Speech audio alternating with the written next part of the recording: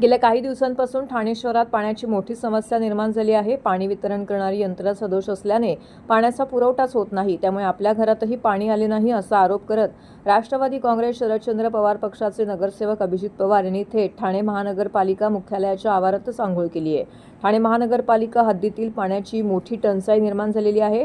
ठाणे शहराला 621 दशलक्ष लिटर्स पाण्याची गरज आहे, मात्र प्रत्यक्षामध्ये 550 दशलक्ष लिटरच्या आसपास पाणी पुरवठा होत आहे। त्यामुळे मोठ्या प्रमाणामध्ये पाणी टंचाई भेडसावत आहे। गेल्या काही दिवसांपासून दर आठवड्यामध्ये निर्जळी घेण्यात येत आहे।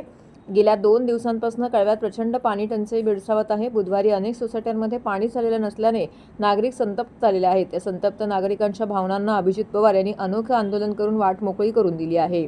अभिजित पवार हे साधारणतः 1:30 वाजण्याच्या सुमारास महापालिका मुख्यालयात आले। पालिका मुख्यालयाच्या आवारात असलेल्या नळावरती बादली पाण्याने भरून पोर्चमध्ये आंघोळ केली आहे। याबाबत पत्रकारांशी बोलताना पवार यांनी पाणी वितरण करणारी यंत्रणा सदोष आहे। पाणी सोडवण्यासाठी जी माणसं तैनात केली आहेत ते पक्षपात करतात। अधिकाऱ्यांना फोन केलास ते उद्या बघू असं सांगतात। आज आपल्या घरात पाणीच नसल्याने नाईलाजाने इथे येऊन आंघोळ करावी लागली। त्यामुळे जर पाणी संकट दूर केले नाही तर यापुढे अधिकाऱ्यांच्या घरात जाऊन आंघोळ करू असा इशारा त्यांनी दिला आहे।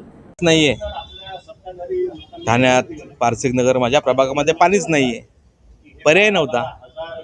कारण की 621 MLD पाण्याची गरज ठाणे महानगरपालिकेच्या हद्दीमध्ये आहे।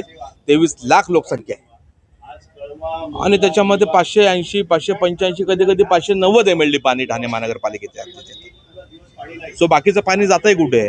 पाणी पाहिजे ना, नागरिकांच्या व्यथा आहेत। ऑफिसेसमध्ये तुम्ही जर संध्याकाळी येऊन बघाल तर पाण्यासाठी किती रणरण असते पारसिक नगर किंवा कारेगावला ते बघा। आनंद विहार सोसायटी असेल तिथे पाणी नाहीये। 18 बिल्डिंग आहेत ना त्या सोसायटी, बिल्डिंग्स आहेत त्या अख्ख्या पूर्ण परिसरामध्ये पाणीच नाहीये। खारी गावातील लोकांना पाणी नाहीये, खारी गावातील लोकांना पाणी नाहीये। त्यामुळे आज हा निर्णय घ्यावा लागला आहे, जे करून ठाण्यात पाण्याची सुधारणा होत नाही तोपर्यंत असंच करावं लागणार आहे।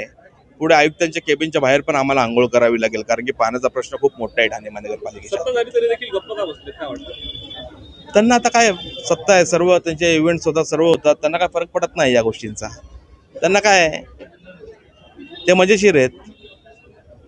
पाण्यात नागरिकांना काय त्रास सहन होतो तो माहिती आहे ना। कुलकर्णी साहेबांना फोन केला उद्या बघू, अरे पण आज पाणी नाही त्याचं काय, काल पाणी नव्हतं त्याचं काय, असं नाही चालणार ना।